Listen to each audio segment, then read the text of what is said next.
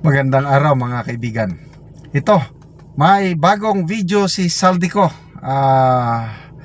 Grabing pasabog. Binulgar na niya talaga ang iba pang nalalaman niya tungkol sa administrasyong ito. Palaban na siya, hindi na siya natatakot. Sabi niya, paano, mga kababayan, narito po ang mas detalyadong na kwento tungkol sa nabanggit na 56 billion na deliveries para kina dating Speaker Martin Romualdez at Pangulong Bongbong Marcos Jr. Sa simula ng kanyang video is palalabasin daw siyang terorista ng administrasyong ito. Ituturing siyang isang terorista. Okay, pakinggan natin siya. Na ako ay isang terorista sa loob at labas ng Pilipinas. Para mailibing ako kasama ang katotohanan kahit saan man ako pumunta. Sinabi na agad sa akin ni Speaker Romualdez na kailangan ko makapag-deliver ng 2 billion pesos kada buwan para sa pagdi-deliver ng male-maletang pera patungo sa bahay ni Speaker.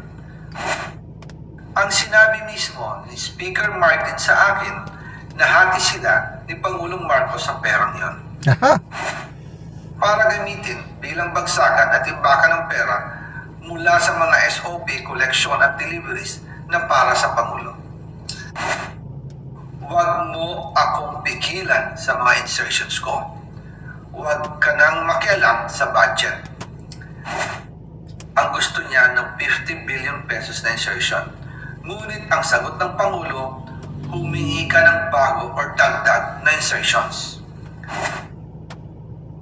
Part 1 ulit. Magandang araw po sa inyong lahat. Bago ko ipagpatuloy ang aking paliwanag, nais ko munang magpasalamat sa inyo. Maraming salamat sa inyong bukas na isipan, sa inyong pasensya, at sa pagtanggap ninyo sa mga impormasyong aking ibinabahagi. Yes, naniniwala kami. Hindi madali ang mga paksang ito. Mabibigat at mahirap tanggapin. Hindi po ako makauwi dahil malaki ang banta sa buhay ko. Ngayon naman, ay meron kaming natanggap na balita. Papalabasin ng administrasyon na ako ay isang terorista sa loob at labas ng Pilipinas. Para mailibing ako kasama ang katotohanan kahit saan man ako pumunta. Pero mahalagang malaman ng taong bayan ang katotohanan. Muli, taos-puso akong nagpapasalamat sa inyong pakikinig. Una po sa lahat, sinasabi ng ICI at ni Henry Alcantara na 21 billion pesos daw ang napunta sa akin. Hindi po totoo yun. Wala akong natanggap na ganyang halaga. Ang totoo, mula 2022 hanggang 2025, ang kabuuang pera na dumaan sa akin para ibigay kay Pangulong Bongbong Marcos at kay dating Speaker Martin Romualdez ay umabot sa 56 billion pesos at hiwalay pa dyan ang 100 billion pesos insertion ng Pangulo sa 2025 budget. Pati na rin ang 97 billion pesos flood control insertion na inilagay sa NEP ng 2026 national budget. Balikan natin kung paano ito nagsimula. Noong 2022, kakaupo ko pa lang bilang chairman ng House Committee on Appropriations, sinabi na agad sa akin ni Speaker Romualdez na kailangan ko makapag-deliver ng 2 billion pesos kada buwan. Makalipas ang ilang araw, tumawag sa akin si Yusek Bernardo. Sabi niya, kailangan ng tulong ng Bulacan sa problema nila sa baha. Pinapunta niya sa opisina ko sa Kongreso si DPWH District Engineer Henry Alcantara. Sa naging meeting namin ni Alcantara, siya mismo ang nag-offer kung paano ang hatian sa mga proyekto ng DPWH. 22% para kay Speaker Romualdez, 2% para kay Yusek Bernardo, at 1% para sa kanya. Doon po nagsimula ang tinatawag nilang deliveries. Ang sistema po ay ganito. Ang mga tao ni Henry Alcantara ay nakikipag-ugnayan sa mga tao ko na sina Paul Estrada at Mark Ticsay. Sila ang tumatanggap na pera mula sa mga tao ni Alcantara. Minsan sa bahay ko sa Valle Verde, minsan naman sa BGC parking. Pagkatapos nilang makuha ang pera, sila Mark at Paul naman ang nag-aayos o nakikipag-coordinate sa tauhan ni Speaker Martin Romualdez na si Jocelyn Sereno para sa pagdi-deliver ng male-maletang pera patungo sa bahay ni Speaker. Una, sa North Forbes Park sa McKinley Drive at nang lumipat siya sa number 14 Nara Street, South Forbes Park. Gusto ko pong linawin, hindi ako nakikialam sa mismong proseso ng paghatid. Dumaan lang po sa akin ang pera na agad dinideliver kay Speaker Romualdez. Ako lang po ang nagko-confirm sa text kay Speaker kapag nadala na ang pera sa bahay niya.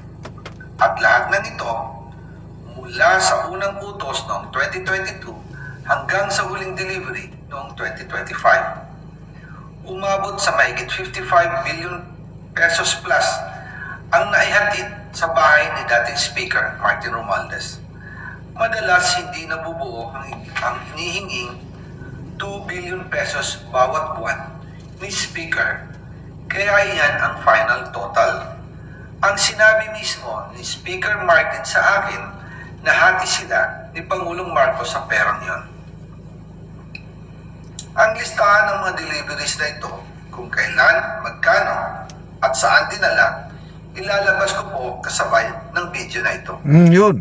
Kompleto. Noong November 2024, habang nasa proseso kami ng pagtatalakay ng budget, nakipag-meeting sa amin ni Speaker Martin si Yusek Jojo Cadiz. Sabi niya, masama raw ang loob ni Pangulong Marcos, wala raw siyang natatanggap na remittance. At dahil laging napapagalitan si Speaker Martin ng Pangulo mula September hanggang November, inutusan niya ako na mag-deliver ng 1 billion pesos para kay BBM. Ayon pa kay Yusek Jojo, nang ipaalam niya ito sa Pangulo, ang utos sa kanya ng Pangulo ay mag-ingat at siguraduhin si Yusek Jojo lang ang maghahatid. Ang instruction po sa akin ni dating Speaker Martin Romualdez ay dalhin sa number 30 Tamarin Street, South Forbes Park at ibigay kay Yusek Jojo Cadiz dahil ito raw ang drop-off point na malapit sa bahay ng Pangulo. Sinabi rin po sa akin Speaker Martin Romualdez na si PBBM ang nag-utos sa kanya na bilhin ang bahay sa number 30 Tamarin Street para gamitin bilang bagsakan at imbakan ng pera mula sa mga SOP, collection at deliveries na para sa Pangulo.